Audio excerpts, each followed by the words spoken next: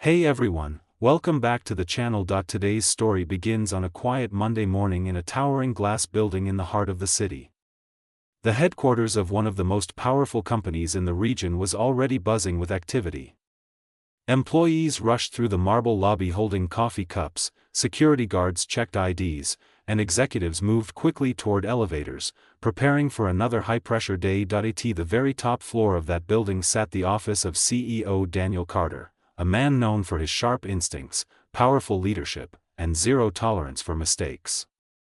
People said Daniel could spot a problem in seconds, and when he asked a question, he expected a real answer. That morning, Daniel arrived earlier than usual. He stepped out of his black car, adjusted his tie, and walked into the building with his usual calm confidence. But something unusual caught his eye before he even reached the elevators. Near the service entrance, a maintenance worker was kneeling beside a large metal toolbox, fixing something inside an electrical panel. Normally Daniel wouldn't pay much attention. Maintenance workers came and went all the time, but something about that toolbox made him stop. Daniel frowned slightly and walked closer, because printed clearly on the side of that worn, scratched toolbox was a very familiar symbol. It was the exact logo of his company, not just similar, identical, the same design that appeared on every official company product, every office wall, and every corporate document. Daniel crossed his arms and spoke firmly. "Why is our company's logo on your toolbox?" The maintenance worker slowly looked up. He was a man in his mid-30s, wearing faded work clothes and heavy gloves. His face showed the exhaustion of long days and sleepless nights, but his eyes were calm and steady. He hesitated for a moment. The lobby nearby suddenly grew quiet as a few employees noticed the CEO standing there. The worker wiped his hands with a cloth and stood up. "My name is Marcus," he said respectfully. Daniel didn't move. "That doesn't answer my question." Marcus glanced at the toolbox. For a moment it seemed like he was deciding whether to say something, or stay silent. Finally he sighed, "It's a long story." Daniel raised an eyebrow. "I have time." A few curious employees had stopped walking and were pretending to check their phones while listening. Marcus rubbed the back of his neck. "Well, that logo used to belong to my life." Daniel narrowed his eyes slightly. "What does that mean?" Marcus paused, then he said something no one expected. "I designed it." The lobby went completely silent. Daniel blinked once. "You what?" Marcus pointed calmly at the logo on the toolbox. "I created that logo. Years ago." Some employees exchanged confused looks. Daniel's voice became colder. "That logo was created by one of the most expensive branding agencies in the country." Marcus gave a small smile. "Yeah, that's what they said." Daniel studied the man carefully now. His clothes were worn, his boots were dusty, his hands were rough from manual labor. Nothing about him looked like the kind of person who designed the brand identity of a billion-dollar corporation. Daniel stepped closer. "Explain." Marcus took a deep breath. 10 years ago. I wasn't fixing electrical panels." The employees nearby leaned in slightly. Marcus continued. "I was a graphic designer." Daniel didn't interrupt. "I worked freelance. Nothing fancy. Just small projects, local businesses, sometimes startups." Marcus tapped the toolbox gently. "One day a small tech startup contacted me. They said they needed a logo.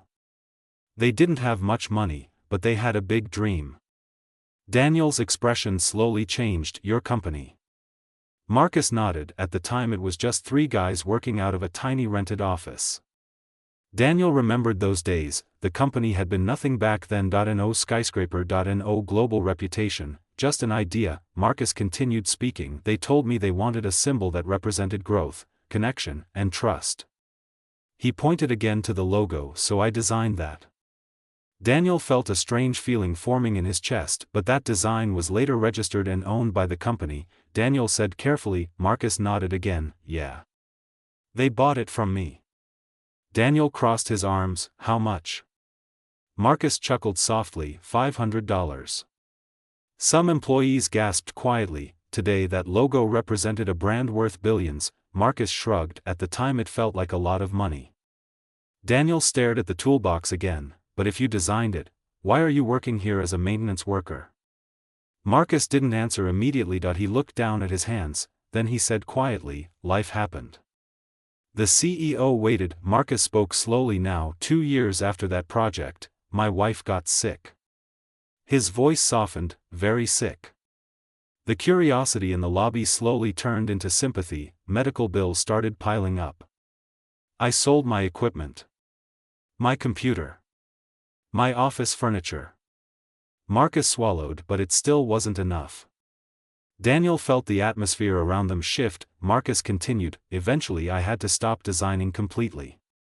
I needed a steady job, any job, something that paid regularly." He gestured around the building, "So I started doing maintenance work." One employee whispered, "Wow." Marcus smiled faintly. "It wasn't the life I imagined, but it kept food on the table." Daniel asked quietly, "And your wife?" Marcus looked away for a second. "She passed away 3 years ago." The lobby grew silent again. Marcus quickly added, "But I still have my daughter." His eyes brightened slightly. "She's the reason I keep going." Daniel studied him closely. "Why keep the logo on the toolbox?"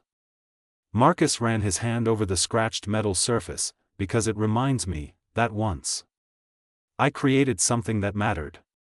For a moment, no one spoke. Daniel looked around the lobby. The towering building. The massive company his brand had become. Then he looked back at Marcus. "You said you designed it for $500. Marcus nodded. Daniel asked slowly, "Do you have proof?" Marcus reached into his toolbox and pulled out an old, worn folder. Inside were faded papers, sketches, early drafts, concept drawings. Daniel took the papers and examined them carefully. The dates, the original email printouts, the first versions of the logo, everything was there, and it matched the company's official records from 10 years ago. Daniel exhaled slowly. The man standing in front of him wasn't lying. That he really was the person who created the symbol that represented the entire corporation. An employee nearby whispered, "This is insane." Daniel looked back at Marcus. "You never tried to contact the company again?" Marcus shook his head. "No reason to. But the company became huge." Marcus shrugged again. "That's their success. I just did one job."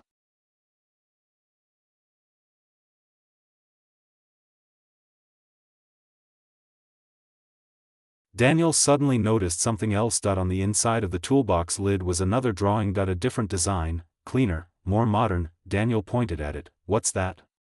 Marcus looked a little embarrassed. "Oh, that?" Daniel waited. Marcus explained, "Just something I was working on during lunch breaks."